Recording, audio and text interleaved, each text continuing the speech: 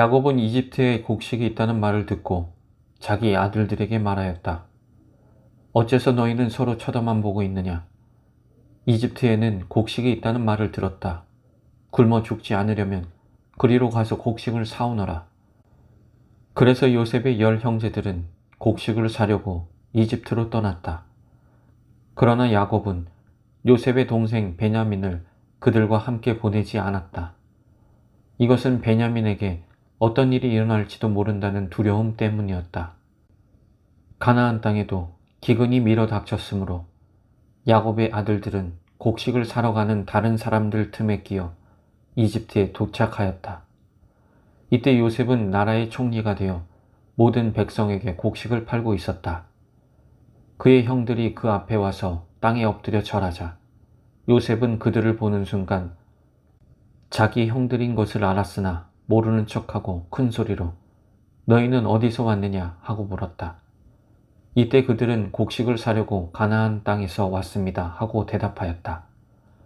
요셉은 자기 형들을 알아보았으나 그들은 요셉을 알아보지 못하였다. 요셉은 오래전에 그들에 대하여 꾼 꿈을 생각하며 이렇게 말하였다. 너희는 간첩이구나. 너희는 우리나라의 취약지역이 어디인지 알아보려고 온 자들이 틀림없다. 아닙니다. 우리는 곡식을 사려고 왔을 뿐입니다. 우리는 다 한 형제로서 간첩이 아니라 모두 건실한 사람들입니다. 아니다. 너희는 우리나라의 취약지구를 탐색하러 왔어. 우리는 모두 12형제로서 가나안 땅에 사는 한 사람의 아들들입니다. 막내 아들은 지금 아버지와 함께 있고 하나는 없어졌습니다. 내가 이미 말한 대로 너희는 간첩이다. 너희는 간첩이 아니라는 것을 증명해야 한다. 내가 바로의 이름으로 맹세하지만 너희 막내 동생을 여기에 데려오지 않으면 너희가 절대로 이곳을 떠나지 못할 것이다. 너희 중 하나가 가서 그를 데려오너라. 너희 말이 입증될 때까지 나머지는 감옥에 가둬두겠다. 내가 목숨을 걸고 맹세하지만 너희가 만일 그를 데려오지 않으면 너희는 분명히 간첩이다. 그리고서 요셉은 그들을 3일 동안 가둬두었다. 그들이 갇힌 지 3일 만에 요셉이 그들에게 말하였다. 나는 하나님을 두려워하는 사람이다. 내가 시키는 대로 하면 너희 목숨만은 살려주겠다. 만일 너희가 건실한 사람들이라면 너희 형제 중 한 사람만 감옥에 갇혀 있고 나머지는 곡식을 가지고 가서 굶주리고 있는 너희 가족들에게 갖다 주고 너희 막내 동생을 나에게 데려오너라. 그러면 너희가 한 말이 입증되어 너희가 죽지 않을 것이다. 그래서 그들은 그렇게 하기로 합의하고 서로 이렇게 말하였다.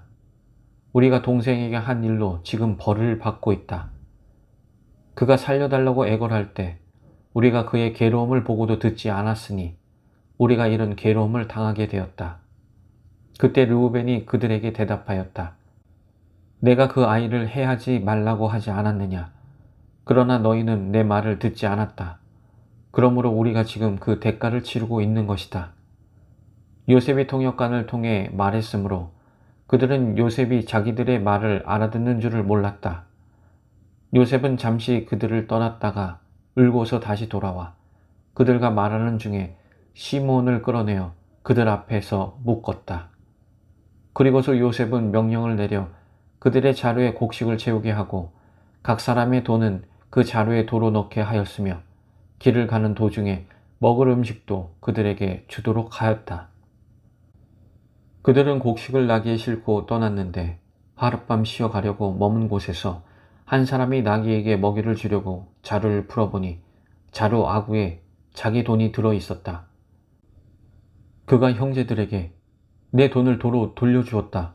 이것 봐. 내 자루 속에 돈이 있다. 하자 그들은 두려워 떨며 서로 쳐다보고 어째서 하나님이 우리에게 이런 일을 하셨는가 하고 한탄하였다.